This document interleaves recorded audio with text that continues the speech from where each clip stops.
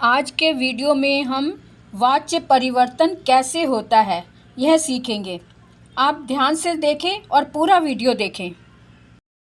अब यहाँ हम देखेंगे कि कर्तृवाच्य से भाववाच्य में कैसे बदला जाए। कर्तृवाच्य यानी जिसमें कर्ता प्रधान हो और भाववाच्य जिसमें भाव प्रधान हो।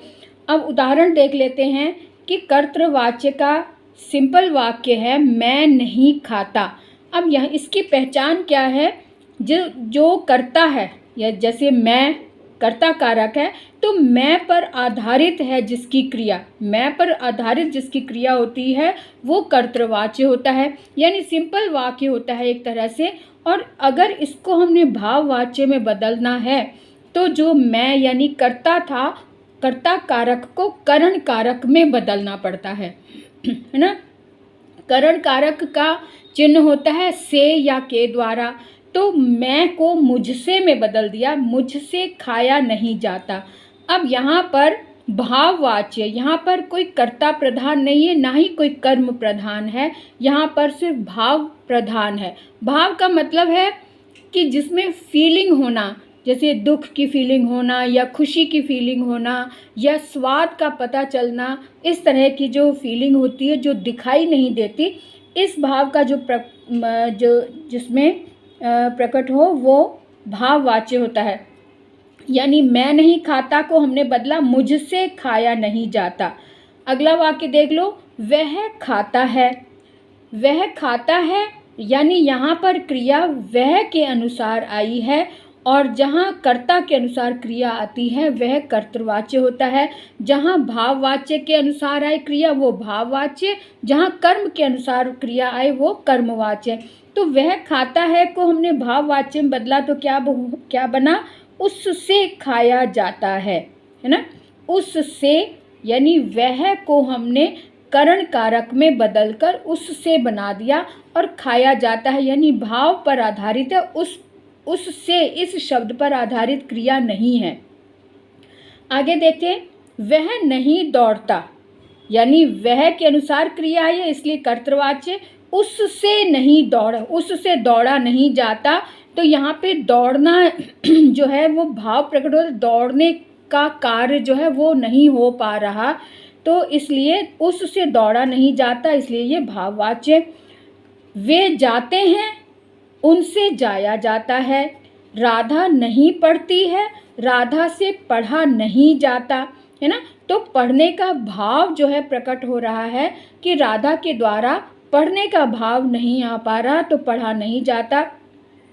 उमा नहीं गाती, उमा से गाया नहीं जाता।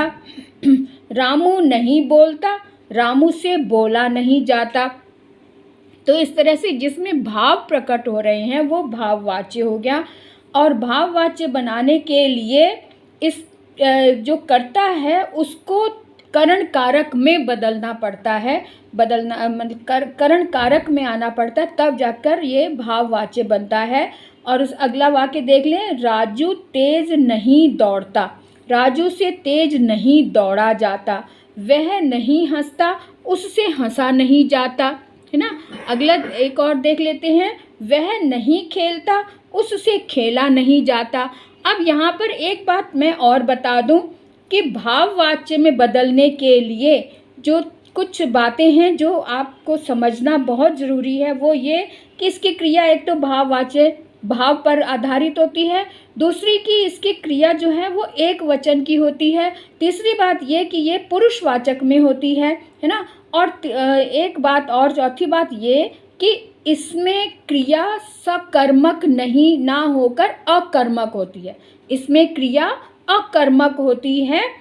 ये चार बातें भाववाच्य के लिए एकदम समझ लो।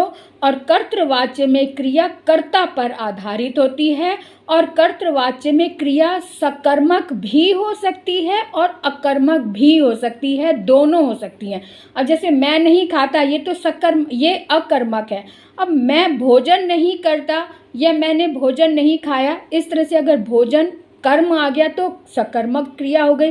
तो यहाँ पर सकर्मक क्रिया भी हो सकती है और अकर्मक भी हो सकती है, लेकिन भाववाच्य में क्रिया सिर्फ अकर्मक होती है और कर्मवाच्य में क्रिया सिर्फ कर्मवाच्य मतलब सकर्मक होती है।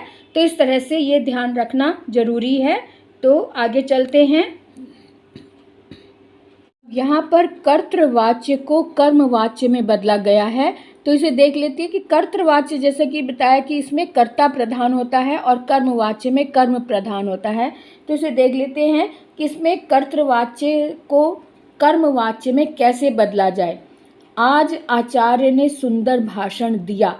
अब यहाँ पे मैंने आपको बताया था कि कर्तृवाच्य में क्रिया कर्ता पर आधारित होती है। तो इसका मतलब यहाँ पे आज आचार्य ने, आचार्य जी है जो ये कर्ता है और इन पर आधारित है क्रिया भाषण दिया, है ना। अब कर्मवाच्य में कैसे होगा, आज आचार्य द्वारा सुंदर भाषण दिया गया। अब सुंदर भाषण जो है ये कर्म हो गया, तो कर्म पर आधारित क्रिया हुई, सुंदर भाषण दिया गया।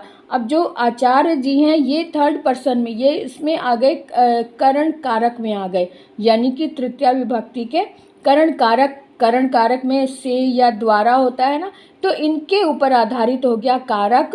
और ये प्रधान यहाँ पर नहीं है, यहाँ पे सुंदर भाषण प्रधान हो गया, कर्म प्रधान हो गया, इसलिए इसे कर्मवाच्य कहेंगे। ठीक है, ये बात क्लियर हो गई ना। आज आचार्य ने सुंदर भाषण दिया, आज आचार्य द्वारा सुंदर भाषण दिया गया। मैंने पत्र लिखा, मुझसे पत्र लिखा गया। अब मैंने यानी कि मैं शब्द जो है वो मुझसे यानी करण कारक में बदल गया, मुझसे से इसमें चिन्ह आ गया, मुझसे पत्र लिखा गया। अब यहाँ पे पत्र लिखा गया जो क्रिया है पत्र के अनुसार आई है, ना कि मेरे अनुसार या मुझसे के अनुसार ना। तो इसका मतलब कर्म के आधारित, कर्म पर आधारित है इसकी क्रिया, इसलिए ये कर्मवाच्य हो गया। राम ने रावण को मारा, राम के द्वारा रावण को मारा गया। रावण को मारा गया, इसके अनुसार क्रिया यानी रावण इसमें कर्म है और राम जो है वो जो इसमें कर्ता प्रधान था वहाँ पर, यहाँ पर प्रधान ना होकर ये करण कारक में बदल गया। राम के द्वारा रावण को मारा गया, यहाँ पे रावण यानी कर्म प्रधान हो गया। भारत ने नया उपग्रह छोड़ा, भारत द्वारा नया उपग्रह छोड़ा गया। ये समझ आ रही ना इसमें कैसे बदलाव हो रहा है। क्रिया को देखो ध्यान से कि यहाँ पे क्रिया किस तरह से आई है, यहाँ पे क्रिया का प्रयोग कैसे किया गया है। राधा पुस्तक पढ़ती है, राधा से पुस्तक पढ़ी जाती है ना। माता रमा पुस्तक पढ़ेगी, रमा के द्वारा पुस्तक पढ़ी जाएगी। अब यहाँ पुस्तक के अनुसार क्रिया आई है। माता बच्चे को खाना खिलाती है, माता द्वारा बच्चे को खाना खिलाया जाता है ना। उसके बाद अध्यापक विद्यार्थियों को पाठ पढ़ाएंगे, अध्यापक से विद्यार्थियों को पाठ पढ़ाया जाएगा। अब पाठ के अनुसार यहाँ विद्यार्थियों को जो है ये यहाँ पे दो कर्म आए हैं, विद्यार्थियों को और पाठ दोनों, इनके अनुसार ये क्रिया आई है। अध्यापक यहाँ पे कर्ता था तो कर्ता के अनुसार यहाँ पर क्रिया आई थी, लेकिन यहाँ पर क्रिया अध्यापक के अनुसार नहीं, विद्यार्थियों और पाठ के अनुसार आई है। विद्यार्थियों को पाठ पढ़ाया जाएगा, यहाँ मुख्य पाठ क्रिया हो गई ना, पाठ जो है कर्म हो गया, सॉरी। तो यहाँ आगे देखें, मैंने रमा को पत्र लिख दिया है, मेरे द्वारा रमा को पत्र लिख दिया गया है। आगे देखें 10वां है प्रश्न, 10वां वाक्य है, अनेक चित्रकारों ने सुंदर चित्र बनाए, अनेक चित्रकारों द्वारा सुंदर चित्र बनाए गए, है ना। इस तरह से देखो ये आपको स्पष्ट हो गया होगा। अध्यापक ने विद्यार्थियों को डांटा, अध्यापक द्वारा विद्यार्थियों को डांटा गया। तो किस तरह से क्रिया में बदलाव आ जाता है ये आप अच्छे से समझे। बूढ़ा सड़क पर जा रहा है, बूढ़े से सड़क पर जाया जा रहा है ना। इस तरह से ये वाक्य हो गए। इसमें आपको अच्छे से समझ में आ गया होगा कि कर्ता प्रधान अगर है तो उसका वाक्य कैसे होगा, जो कर्म प्रधान है उसका वाक्य कैसे होगा।